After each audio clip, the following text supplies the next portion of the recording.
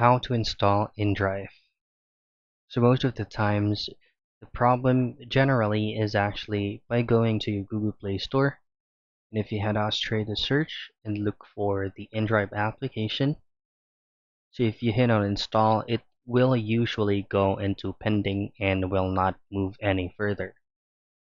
So what you can do to troubleshoot that is basic troubleshooting steps. Make sure that your internet connection is stable. And then the other thing that you can do is to head out straight to your account profile on your Google Play Store at the top right portion. Scroll down, go to settings, and then go to about.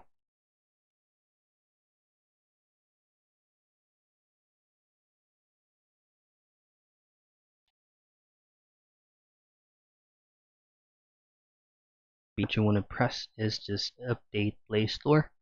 And as you can see, I'm currently running the very latest version of Google Play Store, so I will not have problems if I'm going to be downloading Indrive.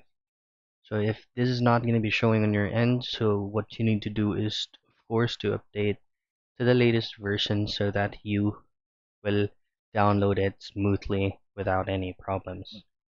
And that's basically it. Those are the things that you can do for you to be able to install Indrive.